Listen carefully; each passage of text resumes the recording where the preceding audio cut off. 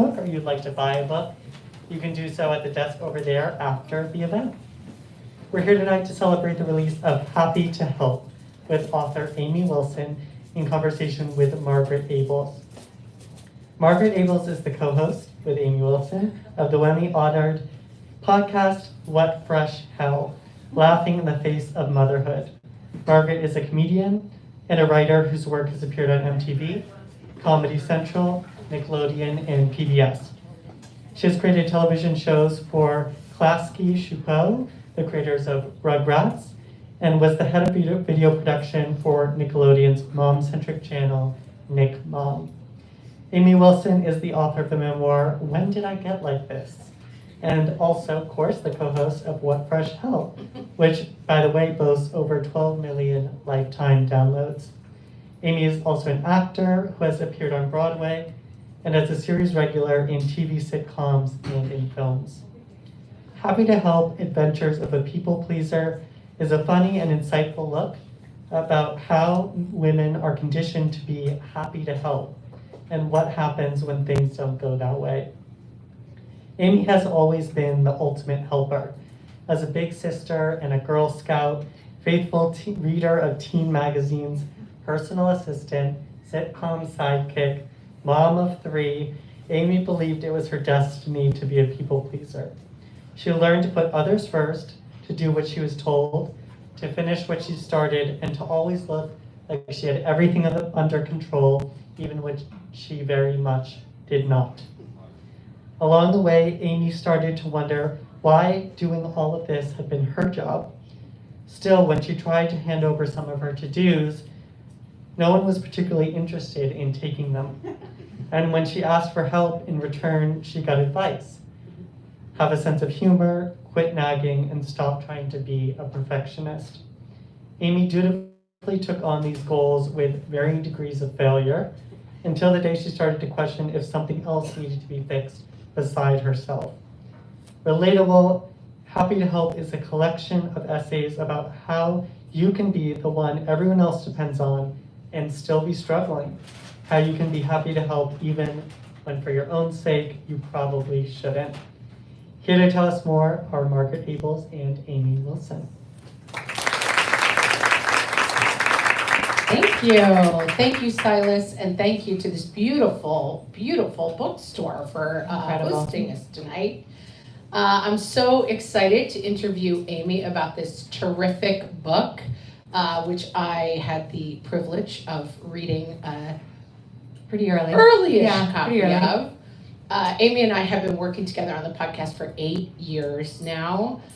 Amy and I know each other. People often describe our podcast as two best friends talk about mothering. And it's funny because now we are very good friends and have known each other well because we worked together for 8 years. But when the podcast started, I didn't know Amy at all. I had never met her husband. I didn't know her kids. Didn't even really know how many kids you had. I was working at Nickelodeon.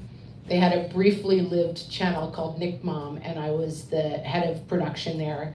And Amy, an actress, I was reviewing video, and I'm watching this video. I said, that's Amy Wilson. She went to school with my sister. And I was getting very tired of working at Nickelodeon. And I called my sister. I said, do you have Amy Wilson's email? I'm going to call her and see if she wants to do a podcast with me. And that's how it all began. And here we are 8 years later at this awesome event. Amy, you have to let some of this go. Right. That's I the know, phrase I you know. start the book with.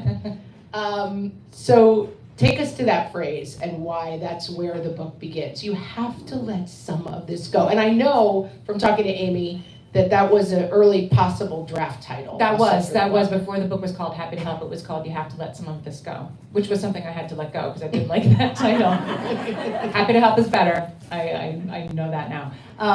Yeah, you have to let some of this go. Like the book talks about that moment that you engage with your list of things you need to do, which for probably everybody here is way longer than you have time to do it. And you engage with that. Like, how am I going to do all this? And then there's this sort of secondary, like, why am I such an idiot? Why am I like this? Why do I have so much stuff? And if you then go to, I don't know, a podcast, a book, an episode of Oprah for advice, it'll tell you, we just have to let it all go. We have to stop doing everything. And then you look at your list and it's like, okay, do I stop taking my kid to his soccer game? Can't do that. Do I stop showing up at work like I'm supposed to? Can't do that. And you look at your list and it feels like the things you can let go are nothing. You have to do all of it. And I got in that moment, I'm like, I need to write about that because I'm here to speak for that person because she's right too. She does have to do just about everything that's on her list. And are there ways you can cut corners and are there ways you can care less? Yes. But I think for me, I got very stuck in this, how do I become somebody who cares less? And then I will know which of these things have to come off my list instead of just asking for help more frequently. That was really the solution all along, was to ask for what I needed, although that's not one and done, as we will probably discuss. Right. You don't have to skip reading the book now that she's said that, because there's more to it than that, as it turns out. So raise your hand in the crowd if you would identify yourself as a type A person. Perfectionist, person who some mediums out there. Yeah, some mediums, that's fine. On the podcast, we often identify ourselves, our kind of log line or description line for the podcast is that we are two complete opposites doing our take on motherhood, because I tend to come a little bit more from the chaos Muppet side of the spectrum, and Amy is more on the, my friend here, order Muppet side of the spectrum.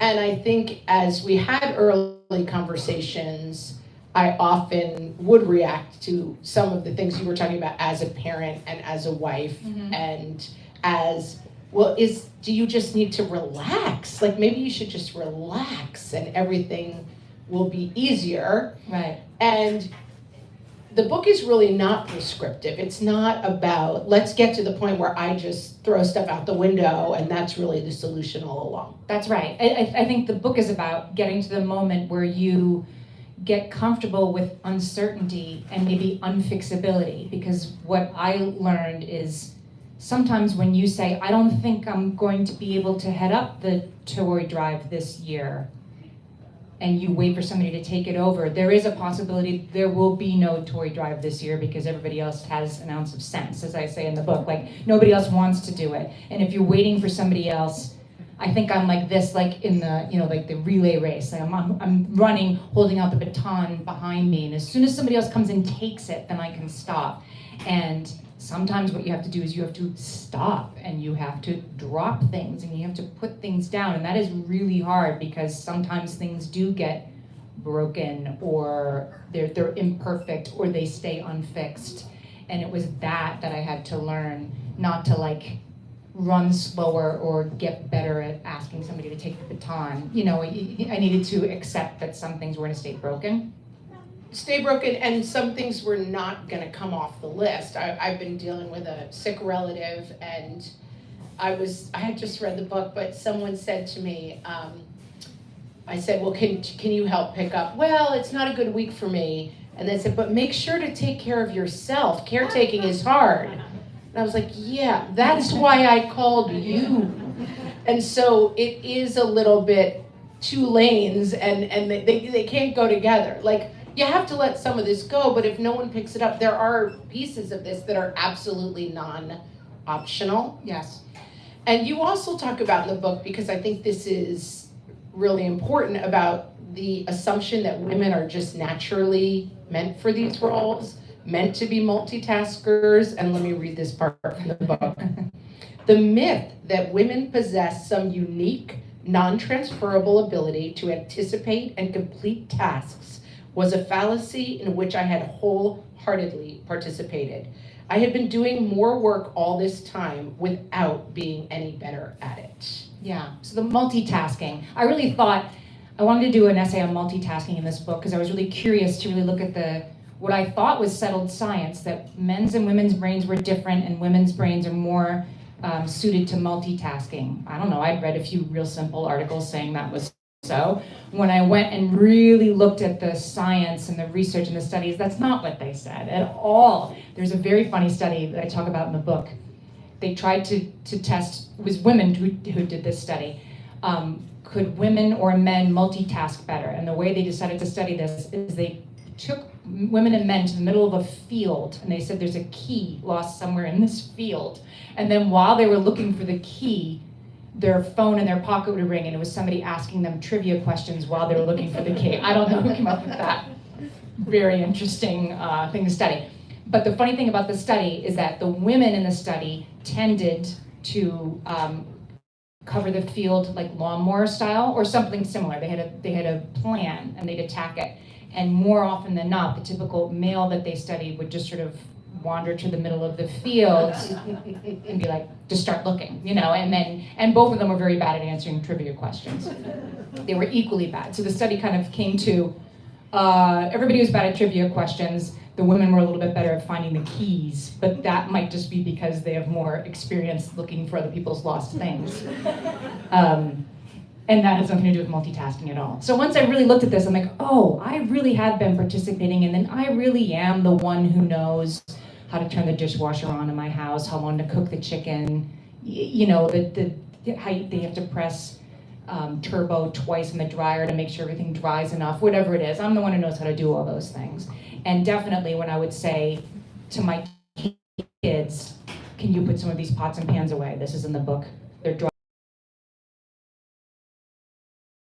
Have a secret plan.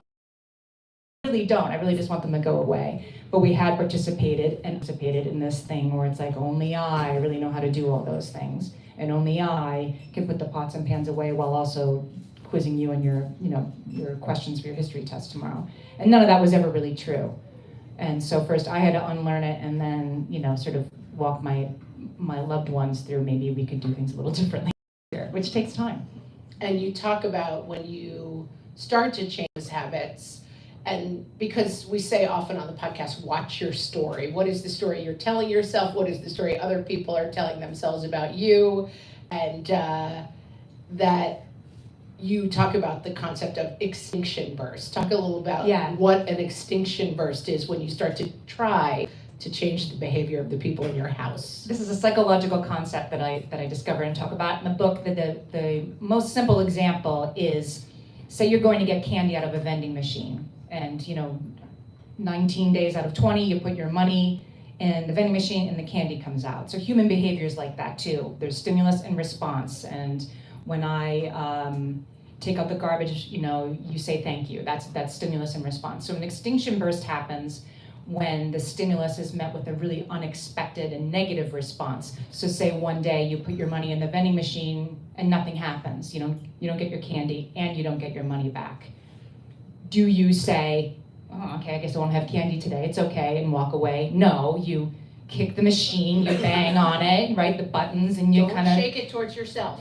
Right. Don't shake. Do never tip towards you. Don't tip it towards yourself. You make some bad decisions. I mean, you're fighting with a vending machine, and you're not going to get your candy or your money back. And eventually, you walk away, but you don't walk away before you do that first. So similarly, human beings do this too, particularly like little children.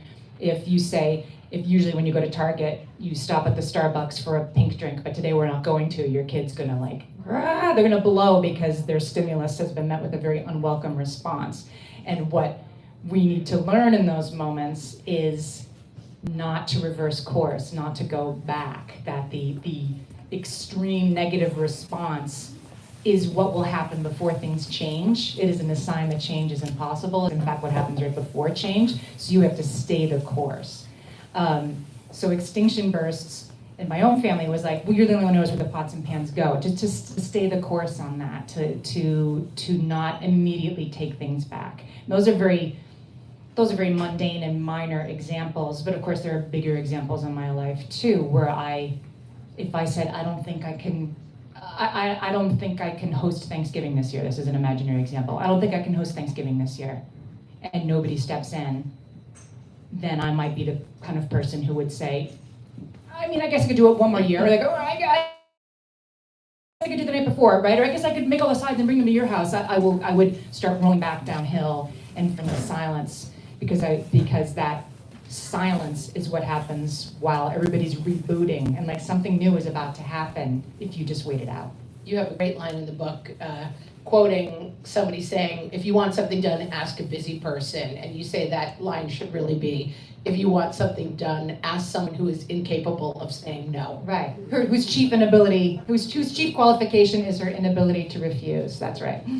The book is a series of essays that illustrate this kind of central theme. And I hate to pick favorites, but my favorite essay in the book is about you develop vitiligo. Yeah. So talk a little bit about that, and I'm going to have you read a little piece from the book. So vitiligo is, Michael Jackson had vitiligo, and then he started bleaching himself. But it's, it's when it's an autoimmune disorder, not fatal or even dangerous, but it is progressive and it's chronic. It doesn't have a cure, and your skin starts to just bleach out and die off.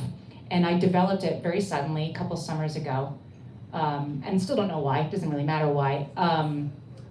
I think it was probably because I had a very early version of COVID and there were no vaccines available, and I think it was just like a spark thrown off from that. But I went to the doctor with it once I realized what was happening. It was progressing pretty quickly up my arm, and he said, why would this have happened to you? Have you been through a lot of stress recently? So this was like summer of 2021.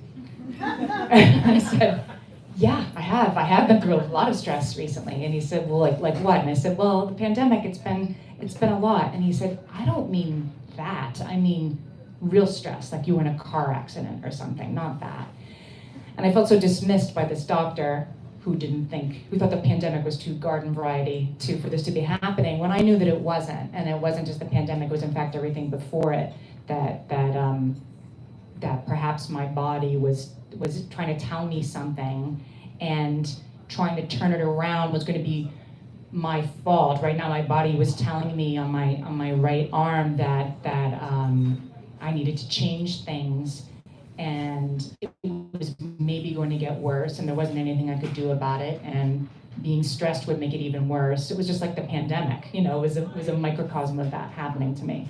And the other crazy thing that happened was the way to treat it, among other things. It's a lot better now, it's actually receded a lot, but you can go to like a tanning booth, and then you eventually get like a handheld thing they'll let you use at home, like a space heater, but it's for your body. So I'm holding it to my body, and I was using it 10 seconds more every 2 days, and I'm using it, and I'm using it for like 6-7 minutes at a time, and like the machine is like getting like hot in my hand. So I went back to the doctor and like, I can't just be supposed to be adding time. He said, no, keep going, keep adding. And I said, well, how will I know when it's too much? And he said, well, when you wake up burned, that's when you'll know it was too much, and that's when you can stop. For a book about people pleasing, Yeah. when you wake up burned, Right. you'll know you That's did when too you'll know. much. Yeah. The metaphor writes itself. Yes, it certainly does. I want you to read the final lines of the chapter on vitiligo. When I was a girl, I was told that I must always raise my hand. Now that same hand is marked perhaps by the costs of having raised it too often. I know this about myself. You can count on me to give something my very best shot, even when it's clear that it may never work. Clear to others, that is. But how will I know to stop sooner next time? It can't be right that I have to wait until I wake up burned. There's something I'm still missing. There's something I still can't quite see. My vitiligo is with me even in my dreams, although it's different there. In one dream, I step out of the shower and I look into a mirror, only to find another mirror behind me so I can see my naked reflection from all sides. From behind, I am entirely patterned with white. My back, the backs of my legs, all of me, lacy and beautiful. The patterns are like mandalas, intricate and detailed, parts of me that I and only I haven't known were there. How long have I been fooling myself that I have kept things in check, when all along my beautiful damage has been visible to everyone but me? In my dream, I am not embarrassed that I look this way. I am embarrassed that I had ever thought that I could keep these things hidden. I want to see the patterns on my back like my doctor did, up close under his loupe. I yearn to understand how all the dots connect. I want to reveal every part of myself and heal it with bright light.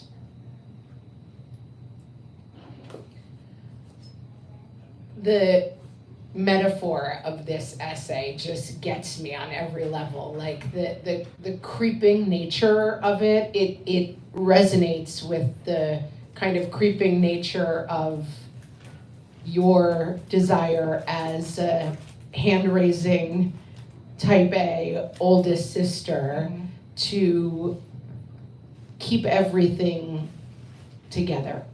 And that this beautiful image that people have seen or you've known all along that you couldn't quite do it. Right, or that everybody else could see that I wasn't quite doing Yes. it, only I didn't know. But it actually looks beautiful back there. I just didn't know it looked like that. Yeah, and I think talk a little bit about the role of control and people pleasing, because that theme kind of worms its way. Worms? Not an attractive word. Wens works its way through the book. Vitiligo's its way. Vitiligo's its way. You know, I feel like it's part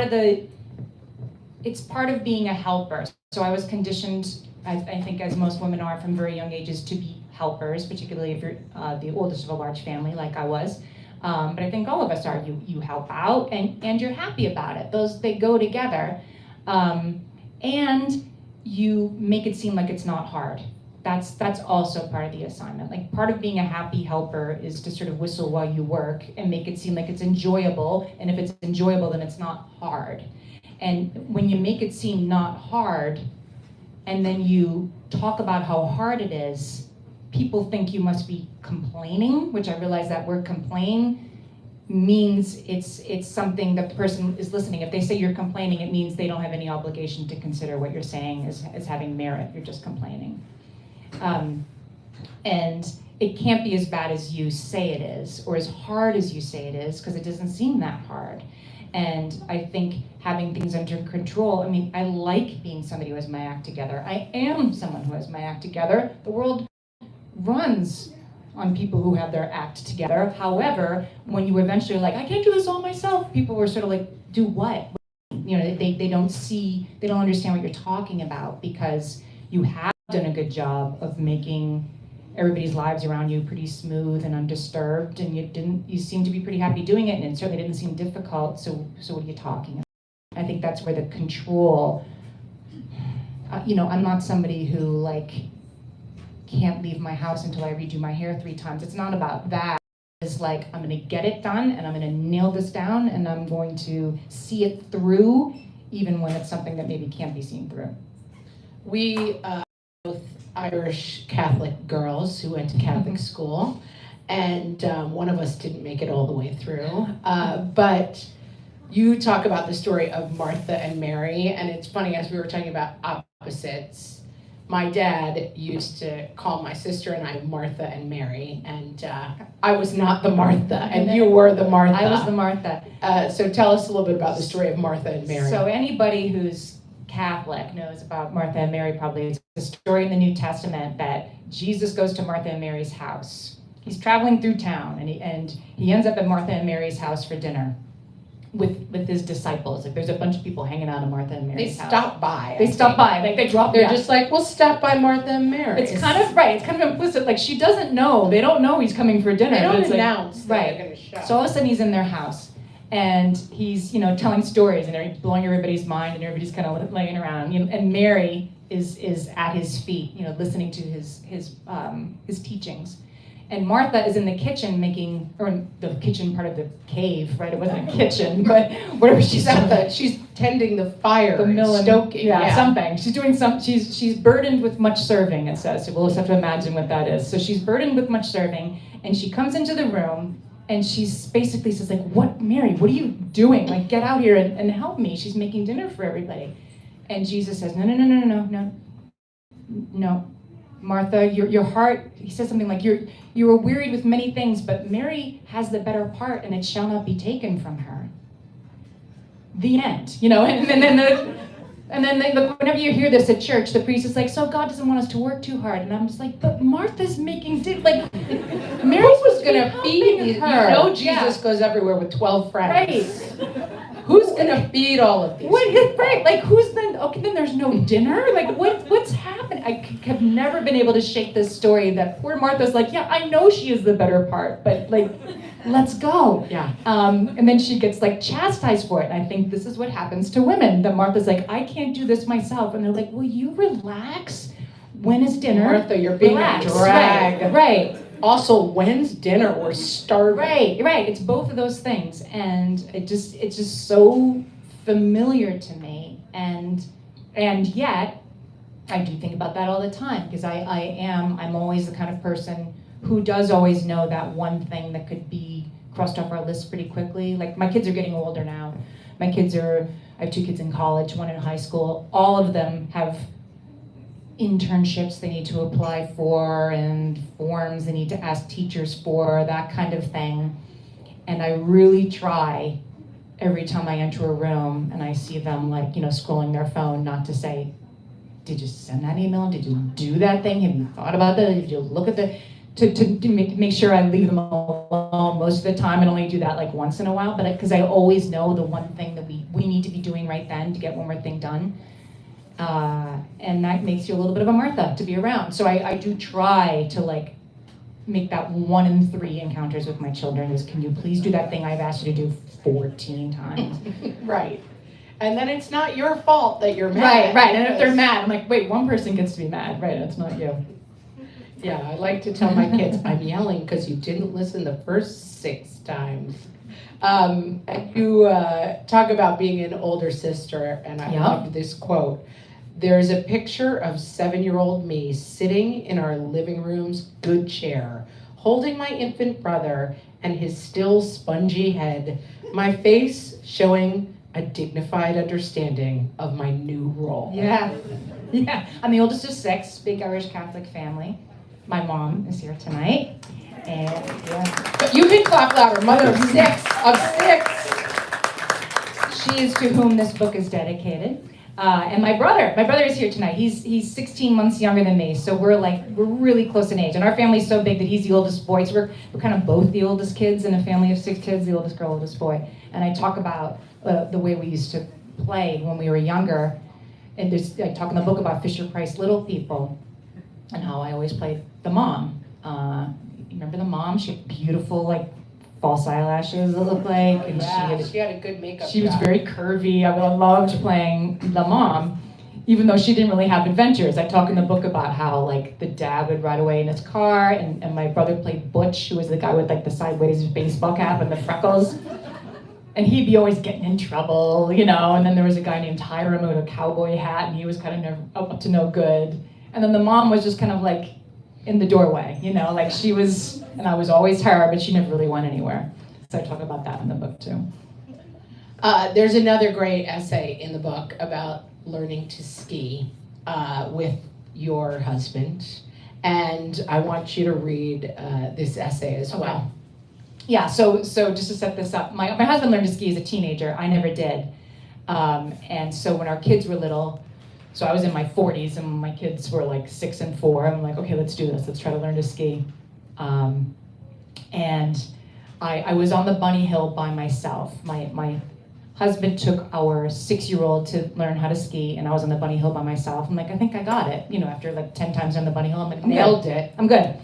And we went right up to a harder run. What's the next harder, blue or green? Green.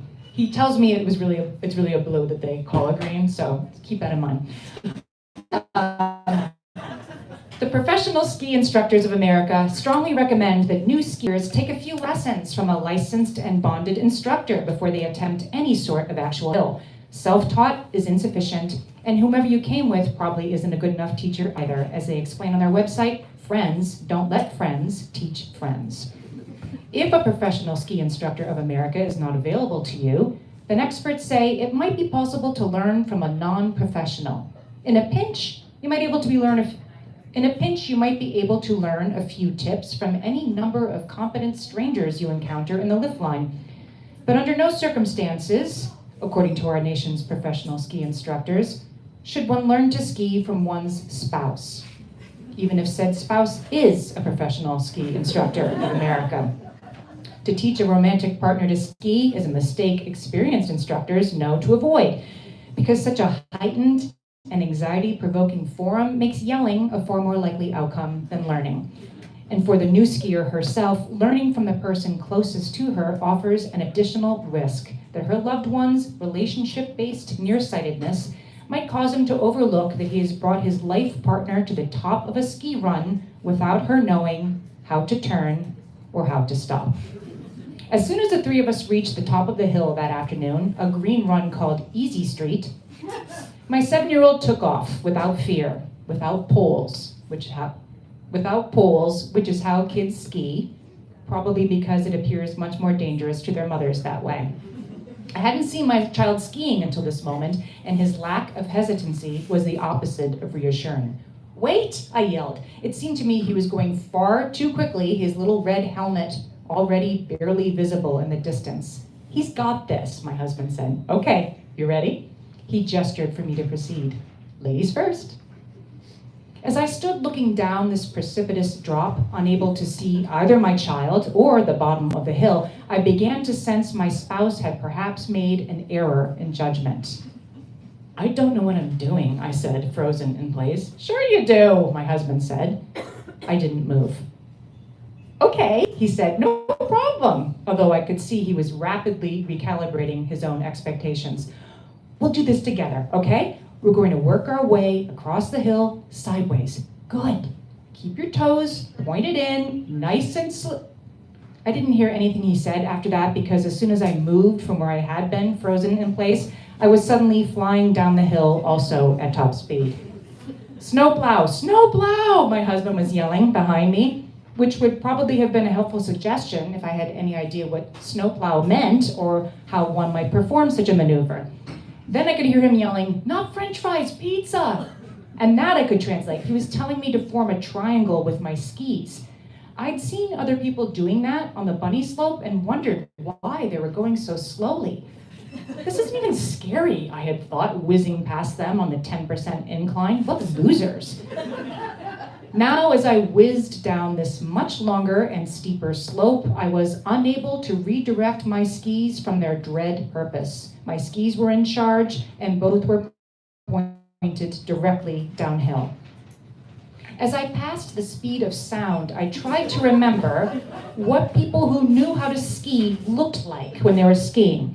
The best example in my mind's eye could muster was the agony of defeat guy from Wide World of Sports. Bending my knees, I crouched down just like him, which had the predictable but unfortunate effect of making me go even faster. I knew I was in danger. If I couldn't slow down, I definitely had to stop. Just before I spectacularly face-planted, I managed to tuck sideways and throw myself down next to a tree. My husband skied up behind me. "Everything's going to be fine," he said, although I could tell that his miscalculation of my abilities now seemed as grave to him as it did to me. "Let's get up," he added, rather optimistically, since I had no idea how to do that either, and I was intending to cling to precious life by lying there in that snowbank for as long as possible. Then I realized if my 7-year-old had reached the bottom of the run without grave injury, which now seemed by no means a foregone conclusion, my little boy was down there all alone right now, wondering where his parents were, getting more frightened by the moment.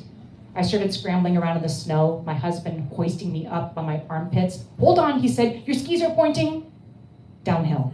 Got it, I thought, as I accelerated away from safety once more.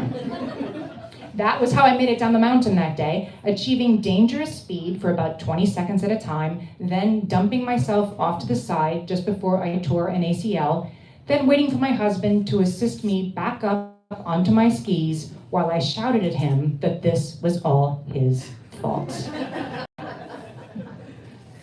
That essay is called Never Give Up, because I go on to try and try and try after that. That experience, that was honestly the most frightened I've ever been in my life that day. I've never been as scared. And eventually I learned that never give up was not the right advice in that situation, that seeing things through until I learned to like skiing was a thankless enterprise.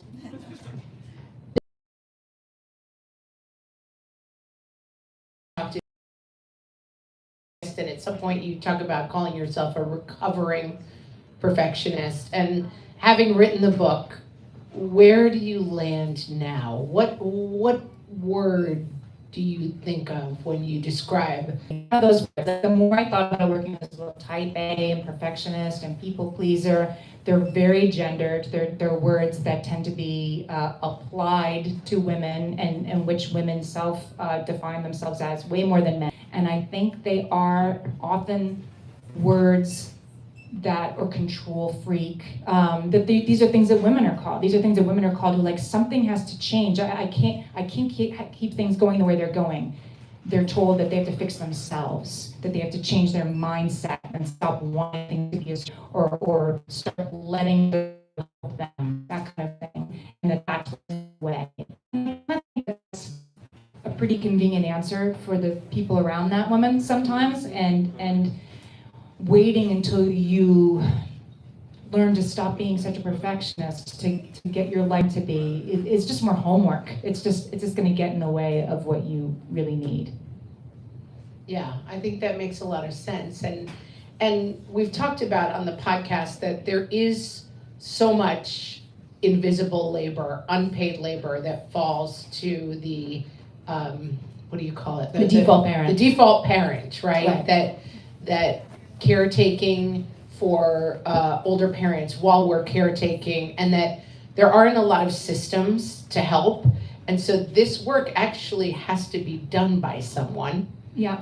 And the nation wants things done, and so we give it to a busy person. Right. The ladies. Yeah, you're right. The default parents are almost always. We had a guest, who was it recently, but she made a really good point. I can't remember who it was. Jessica Calarco, I think it was. Yeah. And she talked about how that our school system is one example. Like our school systems, their timing, the amount of volunteer labor they depend upon, the timing and distance of activities are still really predicated on there being a full-time parent available to drive kids places and to do all kinds of things during working hours. And our lives have changed. Women working outside the home, sometimes more than one job, or working at home, or doing two jobs or whatever. Many more households don't have a dedicated stay-at-home parent anymore, but our kids' schools and their districts, everything about it is still structured, assumed that they do. And so that's where the workload really starts to become untenable. And we've talked so much on the podcast about the kind of circular nature of, here's all these books, here's how to make yourself look better, here's how to be a better parent, here's how to be a better chef, here's how to be sexier for your spouse. And then right as we come around the circle, it's relax, why are you so uptight? You think about nothing but your kids. And sort of, I think the book does a really good job of capturing the difficulties of that circle and kind of taking our identity out of the center of that circle. Right. That you're off center, that you have to change something about yourself, that you're not good the way you are. Like one example I talk about in the book was Young Miss magazine.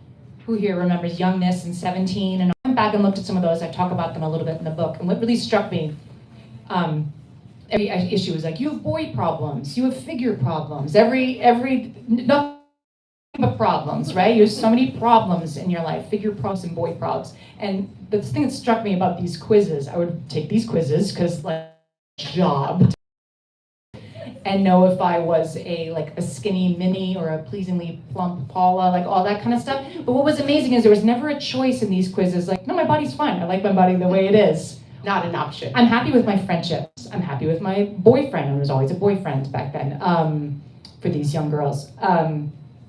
That there was never an option to be like, I'm good, I'm fine the way I am. It's like, here's how to fix my friendships, here's how to get boys to talk to me. And in 8th grade, I did this crazy stuff that I talk about, because I wrote about it in my diary, of like trying to turn into like a fascinating like bird, like a peacock, like on the play deck, like for this boy that I didn't even really like, but I heard he might like me. So I would do this thing where like sometimes I would act really friendly to him, and then the next day I would act really shy, and then I would act really friendly again. This is something I got from Young Miss magazine. And He's I was like, Amy seems to be deeply disturbed. Right. No, she's just reading Young Miss magazine. Right.